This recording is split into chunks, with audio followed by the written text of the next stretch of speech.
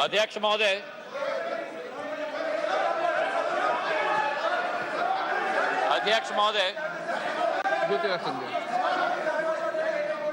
आज मैं अपने एनडीए के गठबंधन को और प्रधानमंत्री जी को मैं धन्यवाद अर्पित करना चाहता हूं कि इस अविश्वास प्रस्ताव पर बोलने का मुझे मौका दिया। लेकिन जो ये दृश्य अध्यक्ष महोदय इस प्रजातंत्र के मंदिर में आज हम देख रहे हैं, जिस प्रजातंत्र के मंदिर में इस देश की संस्कृति, इस देश का सद्भाव, इस देश की विचारधारा निर्मित की जाती है, जिस प्रजातंत्र के मंदिर से देश की 140 करोड़ जनता अपनी प्रेरणा लेती है, उस प्रजातंत्र के मंदिर में यह स्पष्ट हो गया अध्यक्ष महोदय कि इन लोगों को ना देश की चिंता है, ना प्रधानमंत्री के पद की चिंता है, ना राष्ट्रपति के पद की चिंता है। इनको तो केवल अपनी हैसियत की चिंता है। ये देश को पूर्ण रूप से स्पष्ट हो गया। अध्यक्ष महोदय, मुझे 20 साल हो गए हैं इस संसद में, मेरा अपना सौभाग्य मैं मानता हूं, लेकिन ऐसा दृश्य में मैंने 2 दशक में नहीं देखा है कि जिस तरीके से देश के सर्वोच्च पद के व्यक्ति 140 करोड़ जनता के हृदय में स्थापित इस देश के प्रधानमंत्री के प्रति जो शब्दों का उपयोग विपक्ष के द्वारा किया गया है, मैं मानता हूं कि सदन के सामने नहीं लेकिन देश की जनता के सामने इन्हें माफी मांगनी चाहिए। आज जो दृश्य हम देख रहे हैं अध्यक्ष महोदय कि अविश्वास प्रस्ताव के आधार पर, अध्यक्ष महोदय मैं आपका संरक्षण चाहूंगा। ये बोलने के लिए कभी तैयार हो जाते हैं लेकिन सुनने के लिए तैयार नहीं होते। ना देश की जनता की ठोक कर 2 बार चुनाव में नतीजा हजम करने के लिए तैयार है, ना सदन की बात सुनने के लिए तैयार है। आज जो स्थिति उत्पन्न हुई है अध्यक्ष महोदय, जो अविश्वास प्रस्ताव लाया गया, सर आपका संरक्षण मैं चाहता हूं, इनको कंट्रोल किया जाए। देश की जनता ने तो अपना पूरा परिणाम इनके चेहरे पे दिखा दिया। जो जनता के सामने नहीं कर पा रहे वो आज सदन में बैठ के कोशिश कर रहे हैं करने के लिए। जो अविश्वास प्रस्ताव इनके द्वारा यहां लाया गया, यह अविश्वास प्रस्ताव मणिपुर की बात नहीं है। मिशन मणिपुर के आड़ में ये अपनी राजनीतिक रोटियां सेकने के लिए आज यहां उपस्थित हुए हैं। पिछले 2 दिन से मैं सुन रहा हूं अध्यक्ष महोदय, हम इनको भी बता दें कि अगर ये इनका वर्ताव रहा तो इनकी बात भी इस प्रजातंत्र के मंदिर में हम सुनने नहीं देंगे। पूर्ण रूप से स्पष्ट करना चाहते हैं अध्यक्ष महोदय, जो आज जो इस क्षेत्र में और इस सदन में प्रस्तुतिकरण हुई है, ये वो बादल है जो गरजना चाहते हैं लेकिन बरसते नहीं।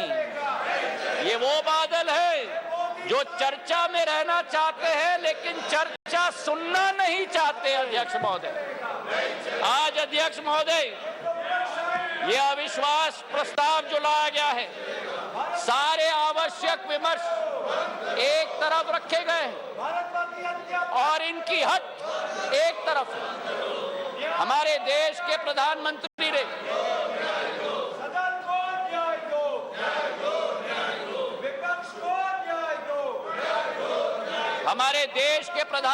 ने सभापति महोदय सदन के बाहर मणिपुर पर संवेदनशीलता के साथ बयान दिया, लेकिन इनका हट है कि बयान सदन के अंदर दें।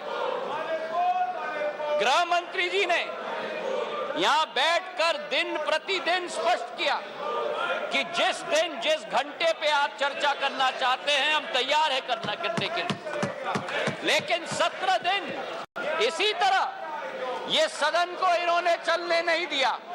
17 दिन मजबूर करके स्थगित किया।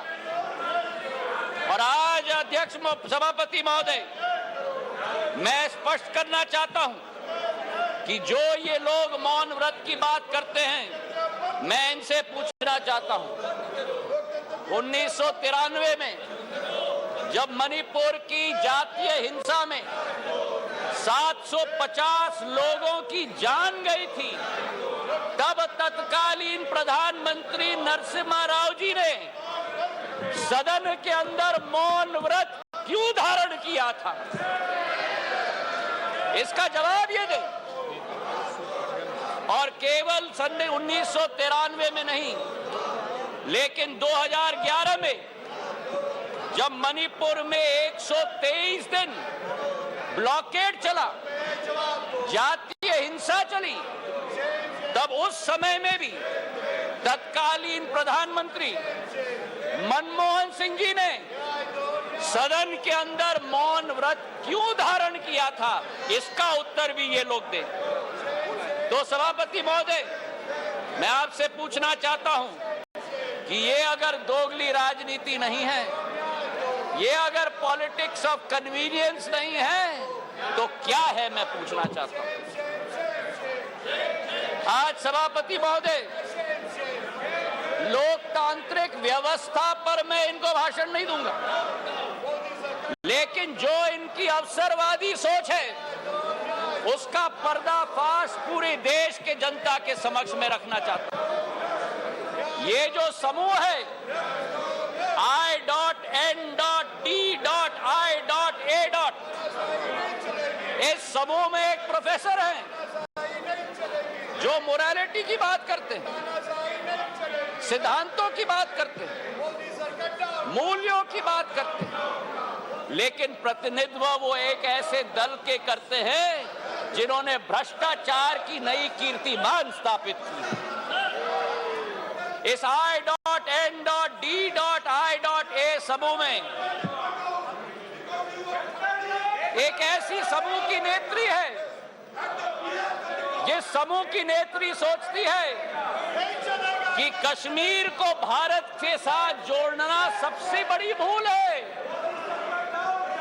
ये इनका असली चरित्र है। मुझे लगता है आप बहाना ढूंढ रहे हैं बाहर जाने का। ये उचित नहीं है, ये उचित नहीं है। कार्यकर्ता ने आपने अविश्वास प्रस्ताव लाया, उसका उत्तर सुनिए आप।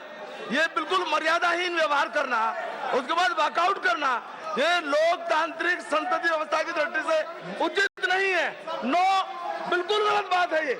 आपका इस प्रकार से बहाना लेकर के बाहर जाना, ये बिल्कुल संसदीय व्यवस्था का अपमान है। ये बात कर करके नोट करिए आप लोग, प्लीज। Honourable minister, please.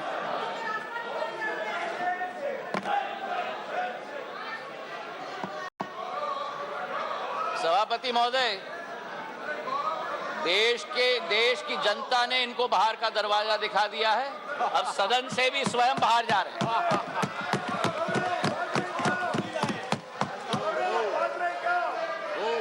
इन्हें तो सभापति महोदय अपने अविश्वास प्रस्ताव पे स्वयं ही विश्वास नहीं है।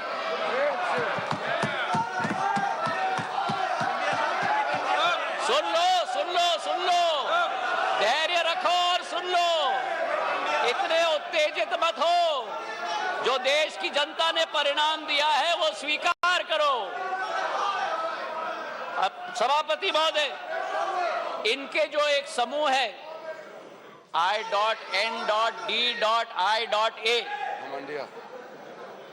घमंडिया समूह, उस समय में समूह में आम आदमी पार्टी के कार्यकर्ता ने स्वयं यूपीए सरकार पर 2G और कोल स्कैम का PI लगवाया, और आज कांग्रेस का हाथ आपके साथ। ये स्थिति अंदर की बात। और वही स्थिति सभापति महोदय हमारे टीएमसी के साथी यहां बैठे हुए थे, विरोधी होकर भी सत्ता के लालच के साथ पूरे तरीके से कुनबे की तरह साथ में आ रहे हैं।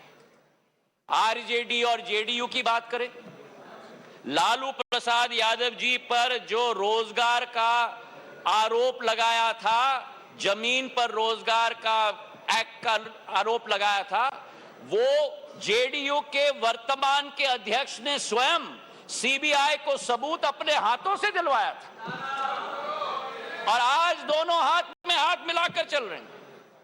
ये संविधान बचाने की बात करते हैं सभापति महोदय, ये क्या अपना ईमान पहले बचा पाए, उसका उत्तर देश की जनता को दें। आज सभापति महोदय विचित्र स्थिति है। आगे ये नाटक कर रहे थे, आगे आगे क्या नाटक करते हैं? आपका स्वागत है, अंदर जाता है। बहुत बढ़िया ड्रामा कर रहे हैं। आपका स्वागत है। आज बड़ी विचित्र स्थिति है सभापति महोदय कि जिनके दिल नहीं मिलते वे दल मिल चुके, जिनके दिल नहीं मिलते वे दल मिल चुके हैं और जिनके इतिहास में वैचारिक या व्यवहारिक संबंध या सिद्धांतिक संबंध न हो, वो आज लोकसभा चुनाव के लिए एक साथ होकर लोकतंत्र बचाने की आवाज लेकर आज सदन में आए। जहां मणिपुर हिंसा की बात की गई सभापति महोदय, इस मणिपुर की घटना का इस्तेमाल या मैं कहूं दुरुपयोग करके अपना लॉन्च पैड बनाने की ये कोशिश कर रहे हैं। जो मणिपुर में घटना घट रही है ये निंदनीय है, घोर निंदनीय है। कोई भी भारतीय नागरिक इसका सपोर्ट नहीं कर सकता। हम सबके लिए ये घोर निंदनीय घटना है। लेकिन अध्यक्ष महोदय, सभापति महोदय, अगर भारत के इतिहास के काले पन्ने पलटें तो मैं पूछना चाहता हूं, सन 1964 के बंगाल के दंगे के समय में ये मौन क्यों थे? और अगर सन 1964 की हम बात न करें तो सन 84 के सिख दंगों के समय में जब 4000 हमारे सिख भाई बहनों को जिंदा जलाया गया था, तब ये मौन क्यों थे? मेरठ के सन 87 के दंगों के समय में ये मौन क्यों थे? और सन 1990 से 30 साल जो कश्मीर में 40,000 लोगों की मौत हुई और कश्मीर जल रहा था, तब ये मौन क्यों थे? और मैं अधीर रंजन जी का जो शब्द था, जो अंग्रेजी का कोटेशन उन्होंने दिया, इन सभी समय में एवरी मॉर्निंग सभापति महोदय, new widows were हाउलिंग, every morning new children were crying, every morning new houses were falling. और मूक दर्शक के रूप में हमारे ये साथी बैठकर सरकार में बैठे हुए थे। आज यहां बैठकर गौरव गोगोई जी ने, सबर रखो, सबर रखो, आराम से सुनो, सबर रखो, थोड़ा सीख लो। गौरव गोगोई जी ने आसाम अकॉर्ड की बात की। जिस आसाम अकॉर्ड की बात की, उस आसाम अकॉर्ड का क्रियान्वयन कांग्रेस की सरकार ने कभी की? आज मैं पूछना चाहता हूं कि हमारे पड़ोसी देश बांग्लादेश के साथ 68 वर्षों में हमारे बॉर्डर को निर्धारित नहीं किया था। 2014 में जब प्रधानमंत्री जी ने शपथ ली, 1 साल के अंदर बांग्लादेश का बॉर्डर निर्धारित करने का काम प्रधानमंत्री नरेंद्र मोदी जी ने किया था। अगर सच्चाई में बताऊं, प्लीज प्लीज उत्तेजित मत हो, उत्तेजित मत हो गौरव। नो नो, अगर बोलते हो तो सुनने की क्षमता रखो, सुनने की क्षमता रखो। बैठिए, जनता ने आपकी चिल्लाने का आप बैठ जाइए, बैठ जाइए। सभापति महोदय, सभापति महोदय, नॉर्थ ईस्ट की सारी समस्या कांग्रेस की तुष्टीकरण की राजनीति के साथ शुरुआत हुई, जब उनको अपनी फायदा नॉर्थ ईस्ट में विदेशी घुसपैठियों को अंदर लेकर उनको नागरिकता देने की कावियात की शुरुआत और शरण और पहचान देने की कावियात की शुरुआत। चार्जशीट सभापति महोदय बड़ी लंबी है। 1960 के दशक में जब मणिपुर में अलगाववादी समूह ने हिंसा की शुरुआत की, जब वो जन्म हुआ तो वो कौन था जो उनके साथ बैठकर चर्चा करने के लिए तैयार था? वो कौन था जिन्होंने उनके साथ बैठकर समझौता किया? और आप भूल गए 1993 में जब 123 दिन मणिपुर जल रहा था, आपकी सरकार यहां भी थी, आपकी सरकार यहां भी थी, आपकी सरकार यहां भी थी और आपकी सरकार वहां भी थी। और आज आप मणिपुर के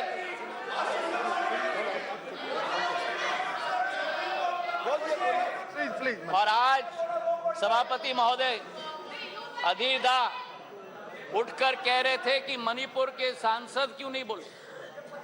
उस समय मणिपुर का सांसद इस सदन में रोते रोते हुए उनका वक्तव्य क्या था इस संसद में मैं पूछना चाहता हूं। जब आपकी सरकार यहां भी थी और आपकी सरकार वहां भी थी, मणिपुर के सांसद ने इस संसद में 1993 में वक्तव्य दिया। उन्होंने कहा, and I quote, the state government is helpless, it has no funds, the state government cannot even afford to purchase weapons for the security persons to fight the insurgents. Please, ये सुनिएगा, please think that Manipur is a part of this country. It affects the whole nation. शायद कांग्रेस के नेता को इन शब्दों को सुनना चाहिए था कल यहां भाषण देने के पहले। मुझे आज सभापति महोदय मुजफ्फर वारसी जी की शब्द याद आती है और मैं कोट करना चाहता हूं, औरों के ख्यालात की लेते हैं तलाशी, औरों की ख्यालात की लेते हैं तलाशी और अपने गिरबान में झांका नहीं जाता। आज ये स्थिति उत्पन्न हो गई है। तथ्यों के आधार पर अगर हम बात करें, कल गृह मंत्री जी ने सदन में पूरा व्याख्यान दिया। इनके मंत्री संतरी न तंत्री एक बार भी मणिपुर गए। हमारे गृह मंत्री 3 दिन वहां रात दिन बिताए हैं। हमारे राज्य मंत्री ने 23 दिन, नित्यानंद राय जी ने मणिपुर में बैठकर स्थिति का जायजा लिया। आज राहत राशि वहां पहुंची है, अनाज पहुंचा है, वर्चुअल सिस्टम से स्कूल्स चल रही हैं, आर्मी की फोर्स पहुंची है, इवैक्यूएशन में हम मदद कर रहे हैं। जो भी हम लोग कोशिश कर रहे हैं, और आंकड़े की आप बात करते हो तो आंकड़े की पुष्टि करो। ये पिछले 9 साल मणिपुर में सबसे शांतिपूर्ण समय रहा है इंसर्जेंसी के दृष्टिकोण से। आपके 10 साल से 3 गुना कम इंसर्जेंसी हुई है और 6 गुना कम सिविलियन डेथ्स आज मणिपुर में हुआ है। सभापति महोदय, नॉर्थ ईस्ट की जब हम बात करते हैं, नॉर्थ ईस्ट की जब हम बात करते थे 1 दशक पहले, तो चित्र हमारे दिमाग में आता था, हिंसा का चित्र आता था, आतंक का चित्र आता था, अस्थिरता की चित्र आती थी। और उसके पीछे एक कारण है। उसके पीछे कारण यह है कि दशकों से जो सरकार रही थी, उनकी सोच विचारधारा थी कि अगर बॉर्डर विलेजेस में और उत्तर पूर्वी क्षेत्र में अगर विकास किया तो वहां जागरूकता उत्पन्न होगी, इसलिए उन्हें विकास से वंचित रखा जाए। हमारे प्रधानमंत्री ने 2015 में, देश के प्रधानमंत्री ने पहला कदम लिया। जो भी हिंसक संगठन थे मणिपुर के, उनके विरुद्ध सर्जिकल स्ट्राइक करके म्यांमार तक खदेड़ के भेज दिया था सभापति महोदय। और उसके बाद पहला कदम जो लिया विकास व्यापक सोच के साथ, एक विचारधारा के साथ उन्होंने एक विकास का मंत्र दिया। सभापति महोदय, विकास का मंत्र दिया हीरा, क्योंकि उत्तर पूर्वीय क्षेत्र भारत का हीरा है। हीरा मतलब हाईवे, हीरा मतलब इंटरनेट, हीरा मतलब रेलवेज, हीरा मतलब एविएशन। और जिस उत्तर पूर्वी क्षेत्र में केवल 2500 करोड़ का रेलवे बजट होता था, आज 10,000 करोड़ रुपए का रेलवे बजट है। सभापति महोदय, आपको आश्चर्य होगा कि मेघालय जैसे राज्य को 100 साल इंतजार करना पड़ा जब तक प्रधानमंत्री नरेंद्र मोदी जी नहीं बने कि मेघालय को अपने 100 साल में पहला स्टेशन मिला जब बीजेपी और एनडीए की सरकार। नागालैंड को 100 साल बाद शोकुवी में एक रेलवे स्टेशन, दूसरा रेलवे स्टेशन मिला। और इसी के साथ साथ जब यूपीए की सरकार थी, उस समय सड़क की प्रगति और विकास, गडकरी साहब यहां बैठे हुए हैं, 1.5 किलोमीटर प्रतिदिन की कछुआ चाल के आधार पर चलती थी। प्रधानमंत्री नरेंद्र मोदी जी और गडकरी जी की जोड़ी ने आज उत्तर पूर्वी राज्य में 3.5 किलोमीटर प्रतिदिन की रफ्तार से आज सड़क बनाने का काम किया। हाईवेज और ब्रिजेस की जाल बनी। किरेन रिजिजू के साथ मेरा प्रवास वहां हुआ है। हमने दोनों देखा है कि भारत में अगर पानी पर सबसे लंबा पुल बना है, तो अगर कहीं बना है तो ढोला सदैव ब्रिज ब्रह्मपुत्र पर हमारे असम के राज्य में बना हुआ है। और उसी के साथ किसी ने कभी कल्पना नहीं की थी उत्तर पूर्वी राज्यों के बारे में, पर उत्तर पूर्वी राज्य को विश्व के साथ जोड़ने का अगर संकल्प किसी का रहा, तो भारत को म्यांमार और थाईलैंड के साथ सुपर हाईवे बनाने का काम प्रधानमंत्री नरेंद्र मोदी जी का रहा। मुझे तो आश्चर्य हुआ सभापति महोदय कि इनके अरुणाचल प्रदेश और सिक्किम, हमारा भी है पर मेरे साथी हैं, अरुणाचल प्रदेश के हमारे वहां के भी सांसद मेरे साथी, पर अरुणाचल प्रदेश और सिक्किम, 2 उत्तर पूर्वी राज्यों में आजादी के 67 वर्ष बाद भी एक भी एयरपोर्ट नहीं। 9 सालों में अरुणाचल में एक नहीं लेकिन 3 एयरपोर्ट, तेजू, पासीघाट और होलोंगी बनी है, और सिक्किम में पाक्योंग। जिस अरुणाचल प्रदेश में केवल 9 हवाई अड्डे थे, आज उस अरुणाचल प्रदेश में सभापति महोदय 17 हवाई अड्डे हैं। 17 हवाई अड्डे, जो 7 सिस्टर्स कहलाती थी, उस समय में ये 7 निग्लेक्टेड सिस्टर्स थी। लेकिन प्रधानमंत्री जी के आने के बाद आज उत्तर पूर्व में प्रधानमंत्री जी के पूर्वोदय के मंत्र के साथ विकास का एक नया उदय पूर्वोदय में हो रहा है। मुझे दुख भी हुआ सभापति महोदय, और मुझे आश्चर्य भी हुआ। हमारी कोशिश रहती है कि इस संसद में कभी भी व्यक्तिगत आक्षेप, हम एक दूसरे के साथ सहमत न हो, हम एक दूसरे की नीतियों पर, हमारी नीयत पर कटाक्ष जरूर करें, पर व्यक्तिगत आरोप कभी नहीं होना चाहिए। और जो आरोप इस हाउस में किया गया कल सभापति महोदय, मुझे आश्चर्य भी हुआ और दुख भी हुआ जब राहुल गांधी जी ने सदन में कहा कि प्रधानमंत्री के लिए मणिपुर हिंदुस्तान का भाग नहीं। मैं बताना चाहता हूं आपको सभापति महोदय कि जिस प्रधानमंत्री ने उत्तर पूर्वी राज्य को विश्व के साथ जोड़ा है, जिस प्रधानमंत्री का उत्तर पूर्वी क्षेत्र के साथ दिल का रिश्ता है, जिस प्रधानमंत्री ने भारत के दुश्मनों को उत्तर पूर्वी राज्य से खदेड़ कर बाहर कर दिया हो, जिस प्रधानमंत्री के रोम रोम में भारत माता बसती हो, जिस प्रधानमंत्री ने भारत कश्मीर को भारत के अभिन्न अंग बनाने के लिए अनुच्छेद 370 रद्द किया हो, श्यामा प्रसाद मुखर्जी के सपने को एक विधान, एक प्रधान और एक निशान को साबित किया हो। मैं बताना चाहता हूं विपक्ष को सभापति महोदय कि भारत को अलग अलग टुकड़ों में देखने की विचारधारा आपकी है, हमारी नहीं। हमारे सभापति महोदय,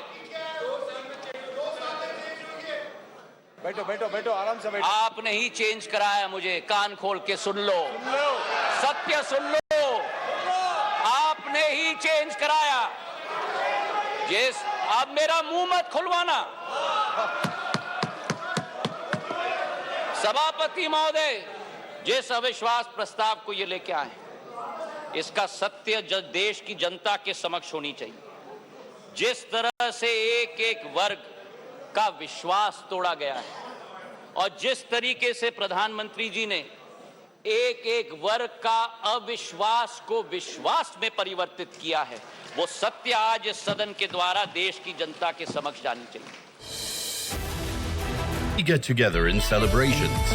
It's twice the joy, twice the fun, two as experiences. House warming party अभी से? अभी तो घर डिसाइड करना है। तभी तो पार्टी में सबको बुलाया है प्रॉपर्टी की एडवाइस के लिए। वकील अंकल, इंसाइक्लोपीडिया रोहन, वो सोसाइटी की प्रॉपर्टी एक्सपर्ट है विम्मी आंटी, और वास्तु वाले मामा जी, अंजलि मासी। रियल एक्सपर्ट से एडवाइस लो ना। You? Magic Bricks for price trends, locality reviews, legal assistance और सारी expert advice. Magic Bricks, property सही और अब services सभी। Announcing the next edition of Times Now Amazing Indians Awards, where we honor ordinary individuals who make extraordinary impact. Times Now Amazing Indians Awards 2023, coming soon. Co-powered by Vedehi Institute of Medical Sciences and Research Center, Bengaluru. Associate sponsor, Adani.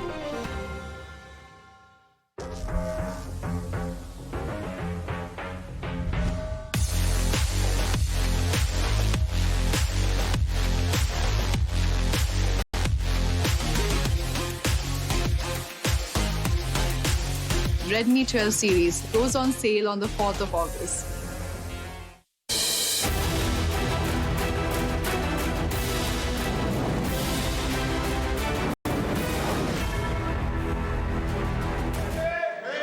गरीबों की अगर हम बात करें, हमारे सभापति महोदय, योजनाबद्ध तरीके से गरीबों को बैंक के अकाउंट से अलग रखा गया।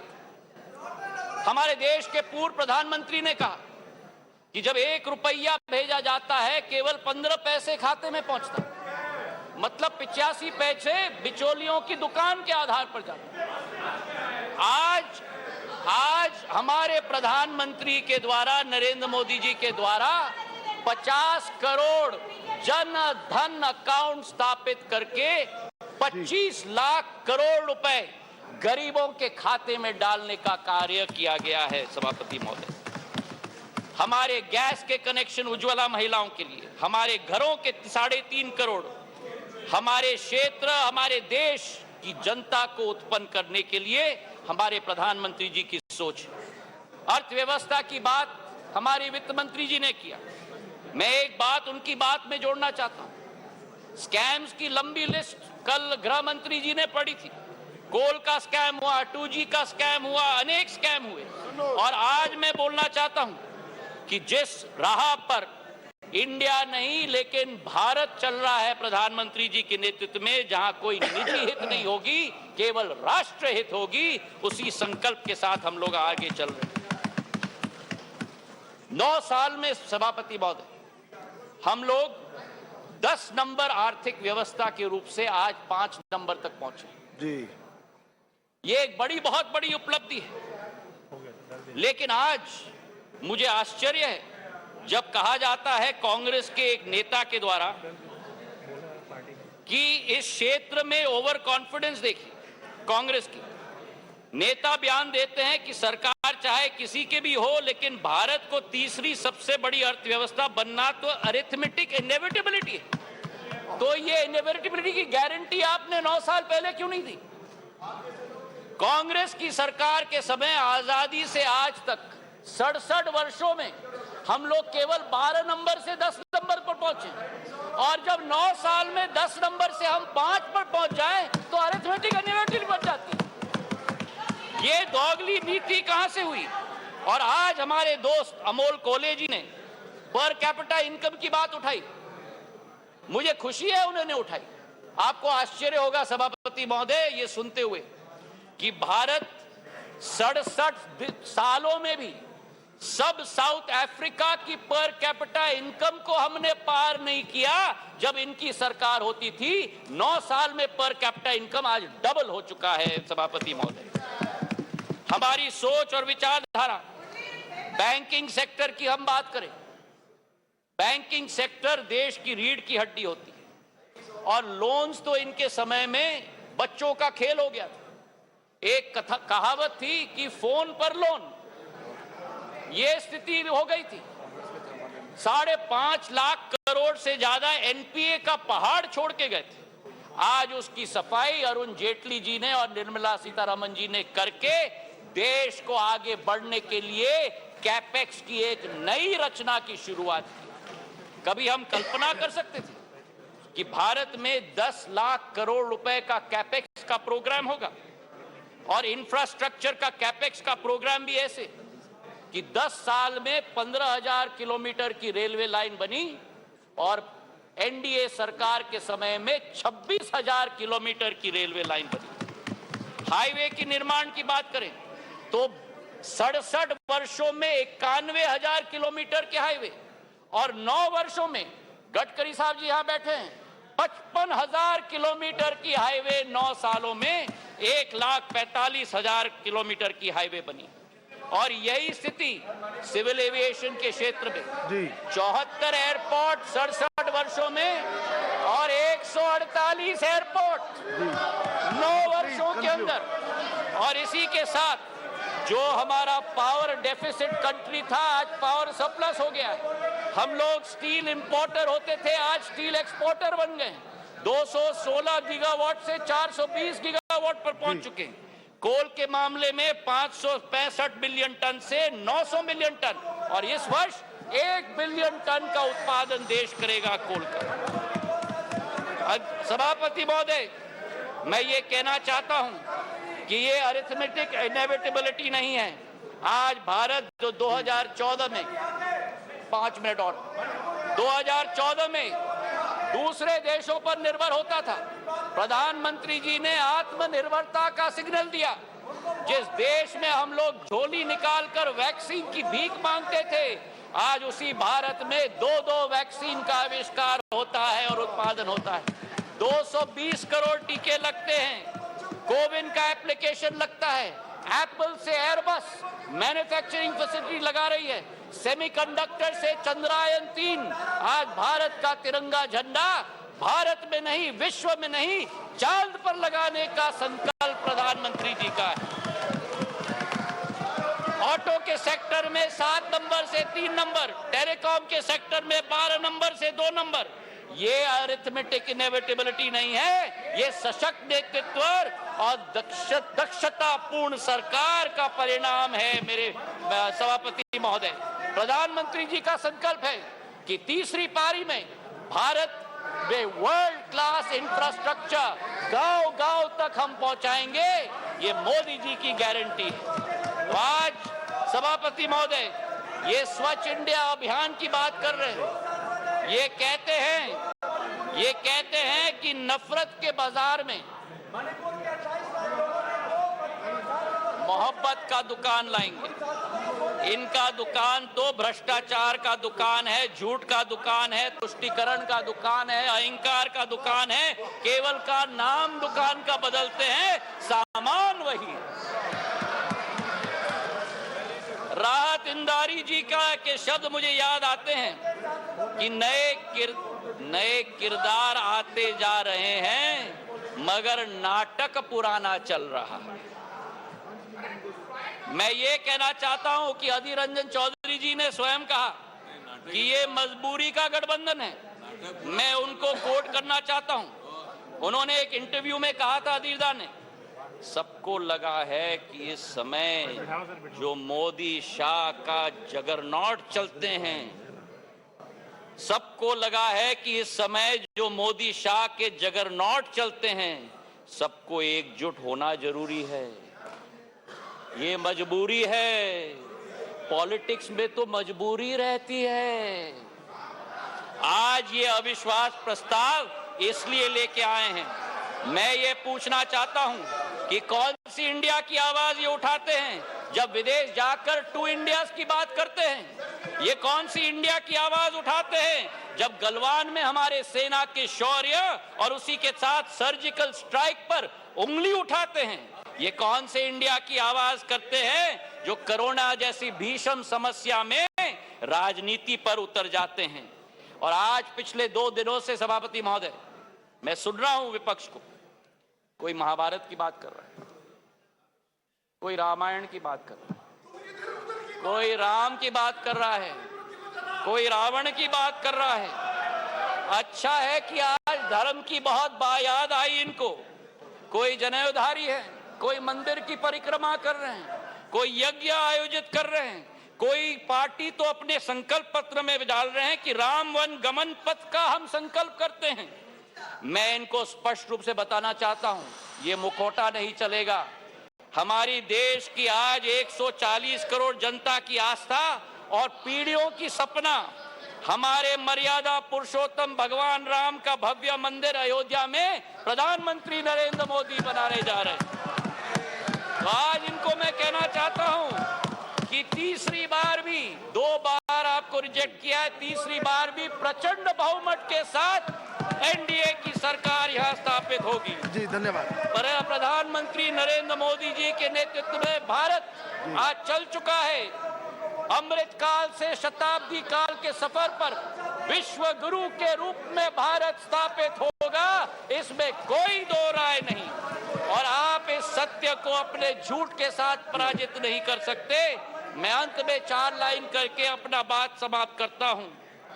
नागफनी पुष्प दे नहीं सकते, नागफनी पुष्प दे नहीं सकते, भ्रष्टाचारी जनहित सोच नहीं सकते।